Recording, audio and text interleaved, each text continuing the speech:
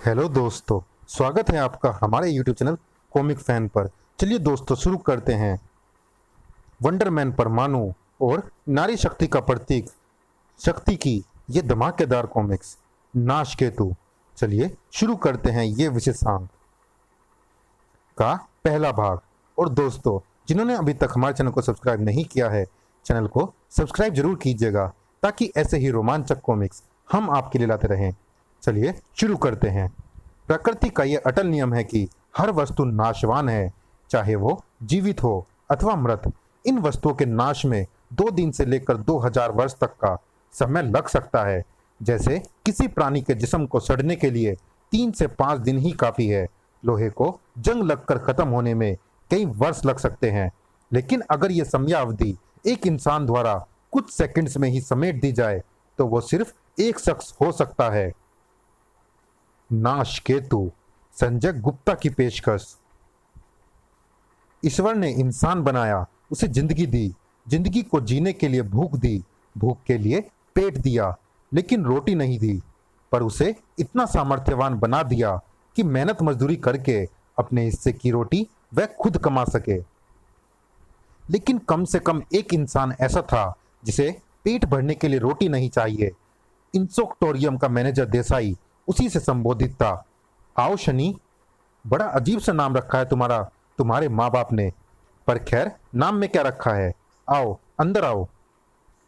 ये देखो, 85 तरह के कीट पतंगों को मैंने यहाँ इकट्ठा करके ये इंसेक्टोरियम बनाया है।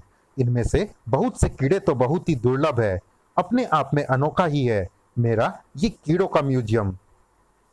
इन्हीं की देखभाल के लिए मुझे एक आदमी की जरूरत थी जो तुम्हारे रूप में पूरी हो गई।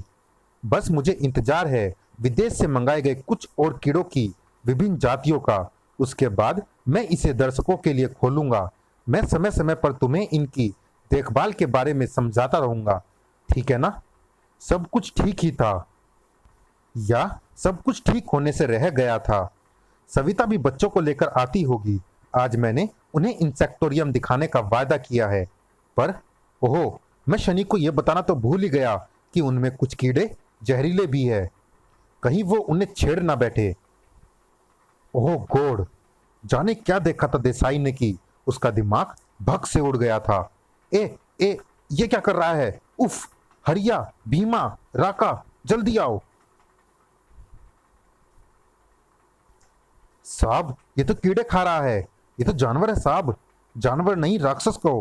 बुन बुन भू भू भू, जज T T T T T T. इसने सारे पिंजरे नष्ट कर डाले हैं, पर ये पिंजरे गल कैसे गए? कीड़े सैकड़ों की संख्या में इधर उधर दौड़ व उड़ रहे हैं।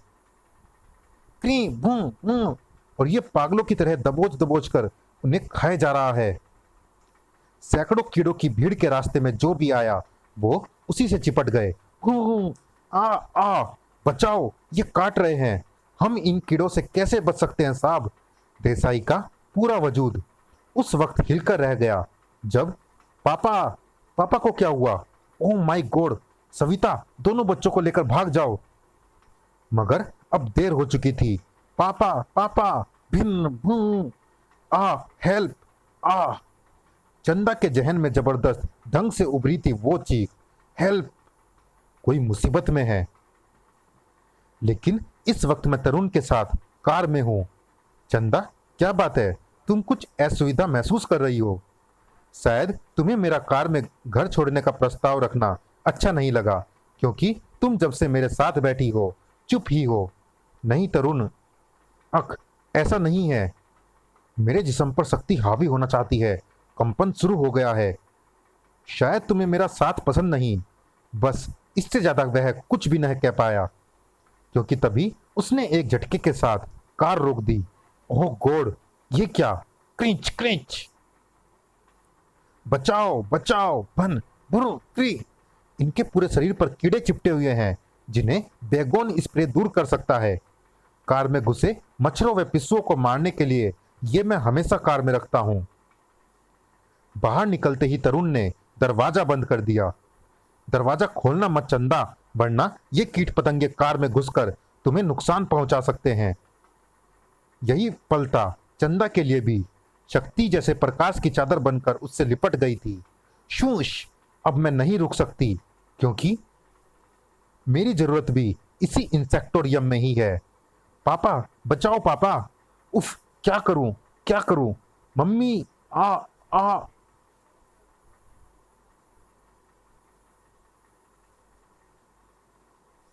इस वक्त इनके शरीर पर चढ़े सैकड़ों कीड़ों को पानी की बौछार ही धो सकती है।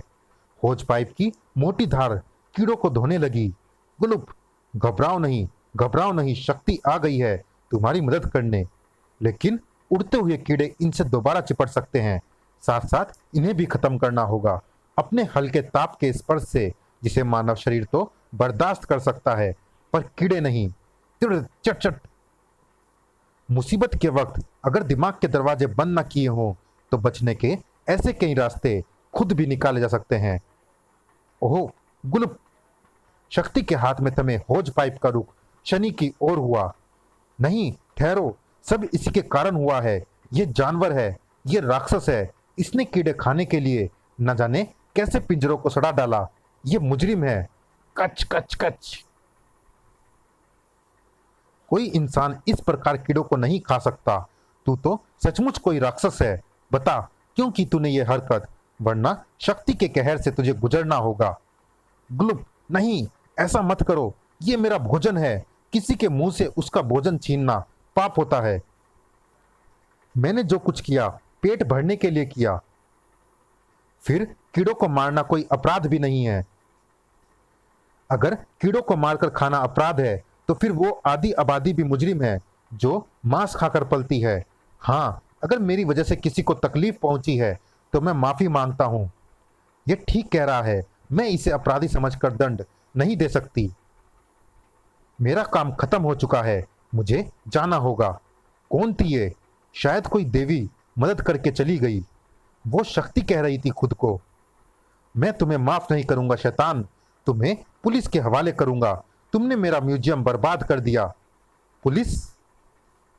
पुलिस के नाम से उसके चेहरे पर भय के भाव पैदा हुए। और मैं भाग जाऊंगा।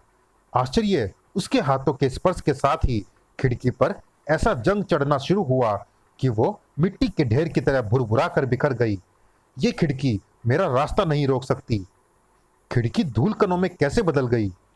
लेकिन आज शनि के सितारों पर शायद शनि की ही 7.5 चढ़ी थी। वो रहा, वही शैतान है, यही अंदर कीड़े खा रहा था। हरिया, भीमा व राका के शोर से तरुण के साथ काफी लोग भी इकट्ठे होकर वहां पहुंच गए थे। देखा, इसके मुंह में अभी भी कीड़े दबे हैं। ये तो सचमुच कीड़े खा रहा है। मारो इसे, मारो, ये शैतान है। अरे ठहरो, इसे पुलिस के सुपुर्द। उफ, चीख पड़ा था शनि, मेरे नजदीक मत आना। पर वह युवक ना सिर्फ आगे बढ़ा बल्कि उसने शनि को एक तेज धक्का भी दिया। धक्के से गिरने से बचने के लिए शनि के हाथ अचानक उसी युवक को पकड़ बैठे। उफ, उस युवक की ही नहीं, वहां मौजूद समस्त लोगों के मुंह से चीखें निकल गई। मेरा हाथ, इसके हाथ को क्या हुआ? मैंने कहा था कि मेरे नजदीक मत आना।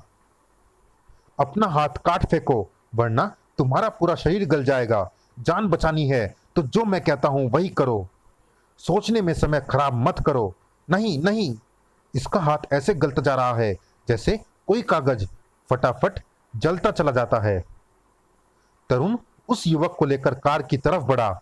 आओ आओ मेरे साथ, मैं डॉक्टर हूं, डॉक्टर तरुण। मुझे बचा लो डॉक्टर, मुझे बचा लो। तरुण ने कार का दरवाजा खोला। मुझे बचा लो, मुझे बचा लो। चंदा प्लीज, मेरा मेडिकल बॉक्स मुझे दो और बाहर निकलो। इसका हाथ काटना होगा वरना इसकी जान चली जाएगी। इधर जबरदस्त शोर उठा। ताड़, आ, मारो मारो, ये तो पिशाच है, मनहूस है। इसके छूने से आदमी को कोड़ हो जाएगा, गल जाएगा वो। चंदा के जहन में खलबली मच रही थी। इस आदमी के छूने से किसी व्यक्ति का बाजू कैसे गलने लगा? क्या कर सकती हूं मैं इसके लिए? फिलहाल कुछ भी नहीं, क्योंकि उन्मादी भीड़ के बीच में घुसकर चंदा इसे बचा नहीं सकती और शक्ति तरुण की मौजूदगी में मैं बन नहीं सकती। लेकिन फिर कौन बचाएगा उसे? शनि उन्मादी भीड़ का शिकार न हो जाए। मेरी निगाहों में वो निर्दोष है, उसे बचाना चाहिए, उसे बचाना चाहिए। वो बचेगा प्रोबोट। जल्दी करो वरना तुम्हारे लिए भी उसे बचाना मुश्किल होगा। परमाणु रुक जाओ, मैं कहता हूं रुक जाओ। आई से स्टॉप। परमाणु हुम्फ। परमाणु परमाणु उसके स्पर्श से बचना वरना तुम्हारा शरीर भी गल जाएगा। हाँ परमाणु, ये राक्षस है। क्या बकवास है।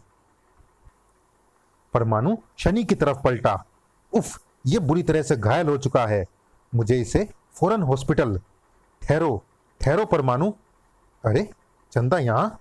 इंस्पेक्टर विनय के रूप में परमाणु कई बार चंदा को ममता के घर पर देख चुका था। मेरा नाम चंदा है, ये लोग ठीक कह रहे हैं परमाणु। इसके स्पर्श से मैंने खुद उस युवक का पूरा बाजू गलते हुए देखा है। इसके स्पर्श से बचकर ही इसे हॉस्पिटल ले जाना है। परमाणु, इसे हॉस्पिटल तुम नहीं, मैं खुद ले जाऊंगा। मेडिकल इतिहास में आज तक ऐसा कभी ना देखा ना सुना गया। वैसे तो मैं प्लास्टिक सर्जन हूं, लेकिन इसके स्पर्श की ताकत ने मेरे अंदर एक खलबली मचा दी है। ऐसा क्यों हुआ, मैं इस पर रिसर्च करना चाहता हूं। चलिए दोस्तों, इस भाग में इतना ही। ये रोमांचक कॉमिक्स जारी है अगले भाग में भी। मिलते हैं इसी कॉमिक्स के अगले भाग में। तब तक के लिए धन्यवाद।